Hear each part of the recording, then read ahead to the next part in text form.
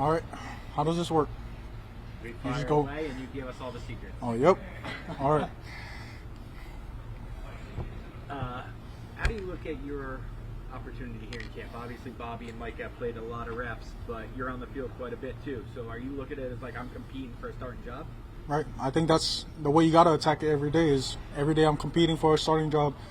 And I mean, although it may not be starting, it might be special teams, any way that I can contribute to the team. You know, that's really what I'm all about. Coming in as a 6th-round draft pick last year, I came in with a chip on my shoulder, you know, being thought of mostly a special teams guy, but, you know, I'm trying to develop my game. I felt a lot of growth throughout the year playing under, you know, Coach Dave and all of them, learning the defensive scheme, learning how to become a pro. And so I feel like I've grown a lot, learning from both Bobby O and Michael McFadden. So, you know, just a lot of experience and just, like I said, growth. What's the biggest difference heading into training camp in year 2? Year 2, I just feel just building off of what we had last year, just as a team and defensively. You know, this is year 2 going into Coach Shane's defense, and I feel like we added a lot of pieces this offseason, and I feel like the puzzle is complete right now. It's just a matter of us putting it together, going out there and executing on Sundays. One of the highest compliments I hear Dave will give guys is that they're a really instinctual player. Right. That's what he described you as. Why do you think that is? Where do the instincts come from? I think the instincts is just a part of who I am. You know, I'm not the biggest, I'm not the fastest, I'm not the strongest. But when I get out there, you know, I feel like that's what makes me unique is just my instincts. That's why I'm able to play at this level.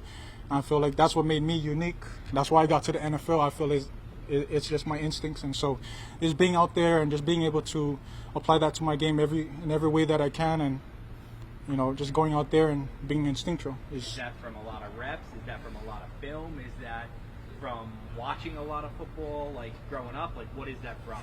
Yeah, it's just from hours and hours of studying film, playing football since I was like 6 years old, and I think it's also just me acknowledging that you know, I'm not the biggest, I'm not the fastest, but just learning how to use my strengths and applying it out there on the field. And so, yeah, just a lot of studying film, learning, you know, certain techniques that are used not only from my teammates but other guys in, you know, other linebackers in the league. So just being able to study that and taking, you know, the good things from their games, taking the bad things, learning from that, learning from their mistakes, and just applying it to my game. What's football like growing up in Hawaii? It's very, very physical. I would say that's the one word to describe football in Hawaii. All we do is a lot of us just run the rock. So everyone just runs the ball. There's like, so I went to Mililani High School, and we are very pass oriented. My teammate was Dylan Gabriel for the quarterback for the Browns right now, and so I also played running back at the time. So that was very unique in my journey, playing running back all the way up until like senior year. That's when I made the transfer to linebacker. But man, very hard mouth, just run the rock, physical, contact every play. I would say that's one way I would describe football in Hawaii. So you're a fan of the game, I guess, growing up. Do you get up early and watch them live? Jeez, yeah, that was one thing that was hard because so Hawaii is 6 hours behind from East Coast time. So like being able to get up early, sometimes like the first game was at like noon on the East Coast time, so we'd have to wake up 5 o'clock, 6 o'clock in the morning just to wake up, get ready to watch the games. Sometimes I would just wake up, just turn on the TV, and we were watching the game. My dad was a big 49ers fan growing up, and so that's kind of who my dad rooted for, and so like our family would always grow up just watching that game. The Niners was always playing at that time, and it was just awesome feeling. So was you rooting for this year then, when you played them? Obviously, I mean, I'm not a little kid no more. I'm in the NFL living out the dream, so I gotta go. I'm rocking with the Giants all the way now. No, your dad. Who's your dad gonna root for? Oh, for me, he's rooting for his son all the way. Yeah.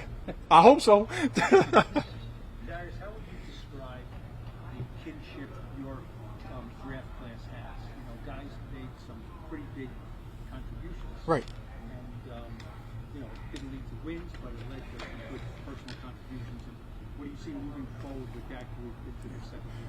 I think last year we really set the standard as far as, you know, what we can go out and contribute. You know, we got a bunch of dogs in our draft class. We got Malik, we got Tyrone, we got Noob. Oh my goodness, we got Drew Phillips. But I think the camaraderie that we bring is, is unmatched. We always get together. Our rookie class from last year, we would always, every time we had away games, home games, we would always get together, go out to dinners, just chop it up on, how the team is doing.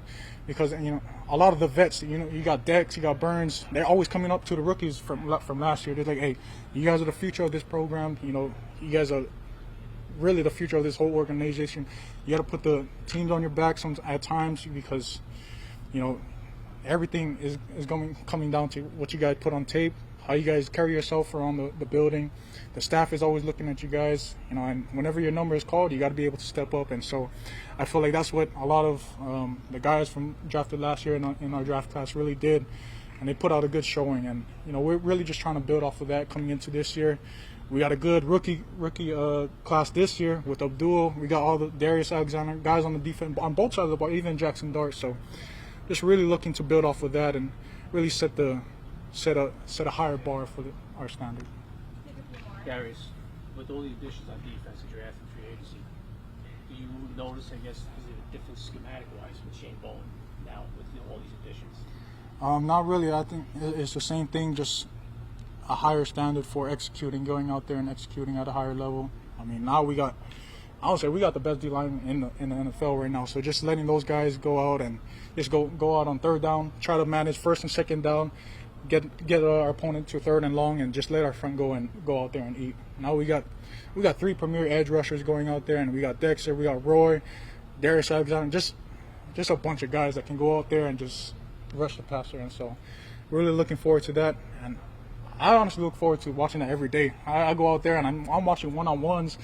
I'm just amazed at some things that they do every time. It's crazy. Even watching Abdul go out there and pull out some crazy spin move or something like you never expected. But yeah, man, it's awesome. Last one. Thank you. Yep. Thank you. That was just an everyday catch. Nah, it was crazy. It just happened. I can't lie to you. It's just like an instinct. Glad I bought it in. Seems like there's 1 or 2 of those every day for you. Yeah, I'm just trying to make a play just to get on the team, to be honest with you. That's just really it. I'm just trying to make plays every day. A play a day. My motto, a play a day, keep the coaches away. So I'm trying to make as many plays as I can. When you're in that situation, it's literally play to play. You make a catch like that, I would imagine the next one it's like, all right, well, don't drop this one.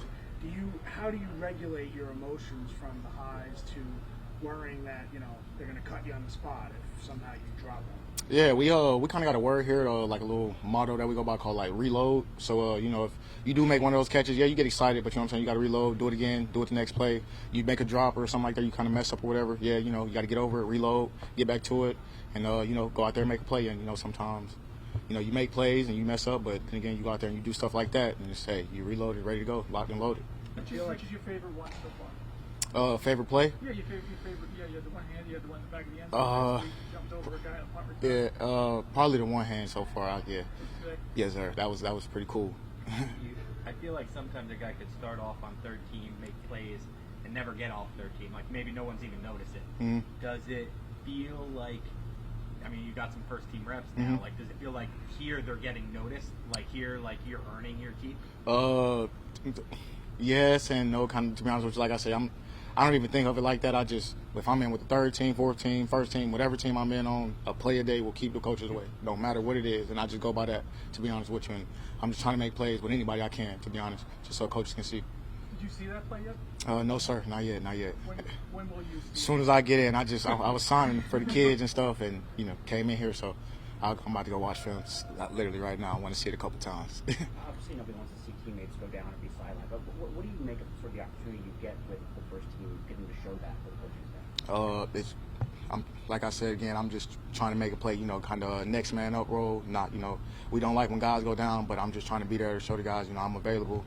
I'm locked in. I can be that guy to make a play for you guys when y'all need me to. Not saying I'll be able to be a starter or anything like that, but when y'all need me, I'm available and I'm ready.